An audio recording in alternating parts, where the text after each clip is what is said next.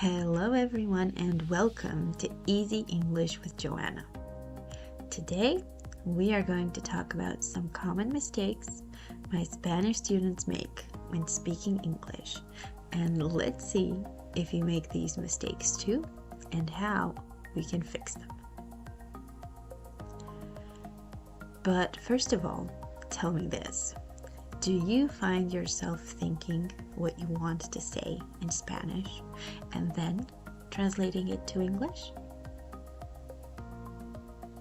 Do you struggle with pronunciation? Or do you sometimes use a word because you think it means the same in English as it does in Spanish and end up leaving your audience confused and you have no idea why? Well, if you do, then this video is for you. Let's get started. Number 1, thinking in Spanish and translating it to English. While this might seem like the easiest way to speak, it can lead to awkward sentences and misunderstandings because English and Spanish are not always the same. For example, I have 30 years instead of I am 30 years old. In Spanish, tengo 30 años makes perfect sense, but in English, it doesn't. And we use verb to be to talk about age. I am 30 years old. Then, I breakfast at 8 a.m. instead of I have breakfast at 8 a.m. In Spanish, desayunar is a verb, but in English, the word breakfast is not. So we need to use either have or eat breakfast to describe the action. This goes for lunch and dinner too. I have lunch at noon and I eat dinner at 6 p.m. And then I am agree instead of I agree. In Spanish, estoy de acuerdo uses the verb to be. Estoy. But in English, agree is the verb itself, so we don't need verb to be. I agree is enough to express agreement. You can fix all this by practicing thinking in English. Start with short phrases that talk about your interests, and the more you practice, the easier it gets to skip the translation step, and with time, you will speak more naturally.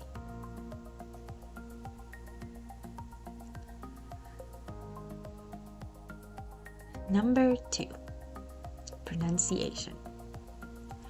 Pronunciation can be tricky because English has sounds and patterns that don't exist in Spanish, and vice versa. Spanish has sounds and patterns that don't exist in English, which can lead to some common mispronunciations. So let's look at 3 examples that Spanish speakers often struggle with. The first one would be adding letter E before every word that starts with S. This happens, for example, with words like student or school or special, which are pronounced as student, as school, or as special.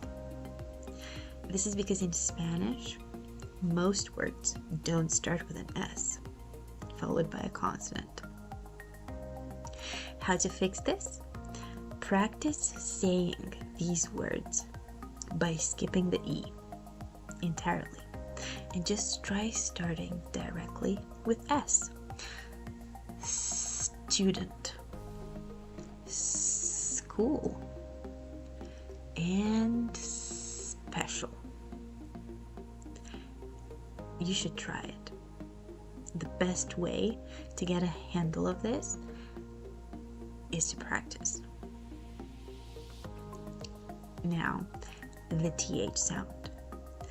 Words like think, thank, or three can come out as think, tank, or tree because the TH sound doesn't exist in Spanish. How to fix this? Put your tongue between your teeth and say it gently. Think, thank, and three. Again, practice makes perfect. And last but not least, pronouncing the Y sound as J. Words like yes or yellow might be pronounced like Jess or Jello.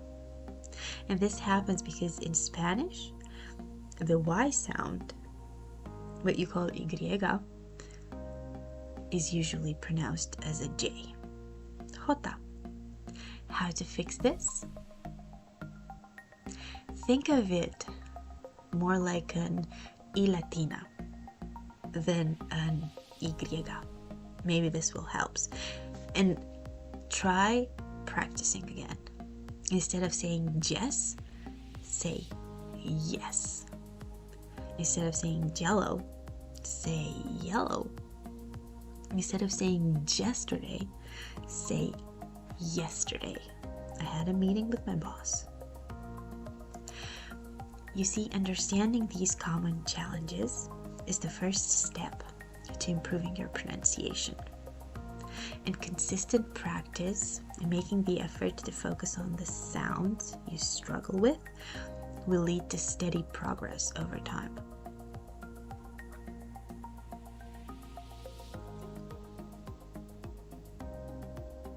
And number 3, false cognates. False cognates are words that look or sound similar in both languages but have a different meaning. For example, the majority of my students, when they talk about what they study at university, they use the word career because in Spanish, the word they would use would be carrera, which is actually incorrect because in English, career means profession. And carrera universitaria would be translated as major.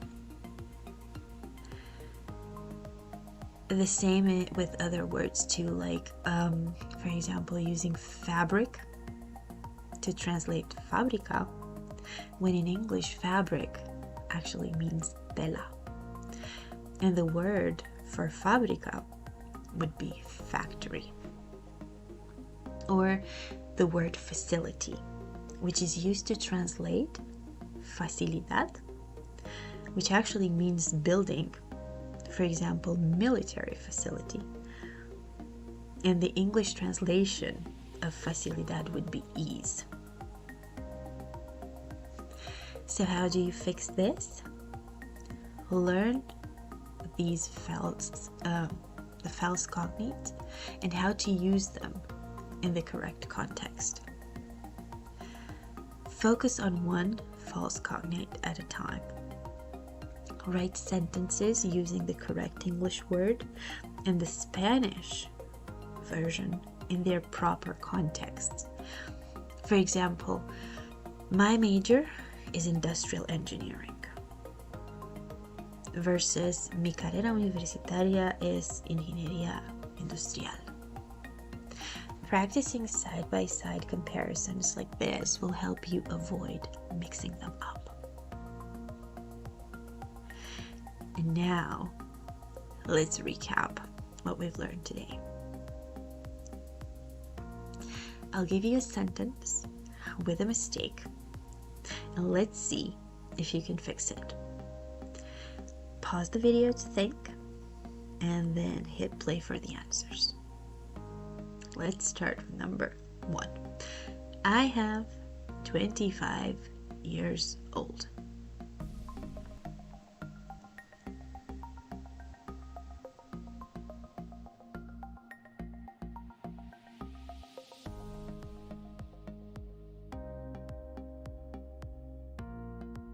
The correct answer would be I am 25 years old.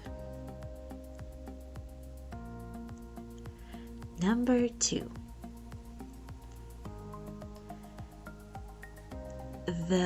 A student is learning English.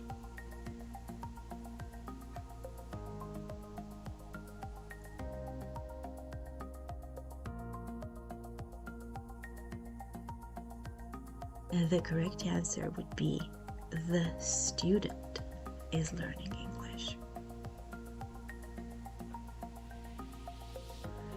And number 3. My university career is industrial engineering.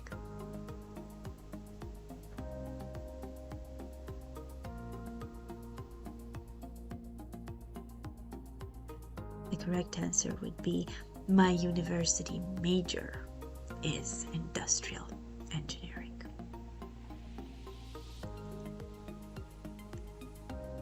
And now that you know how to fix these common mistakes, turn them into opportunities for growth. Remember that practice makes progress, and every mistake is a step toward mastering English fluency. So, which of these mistakes have you been making?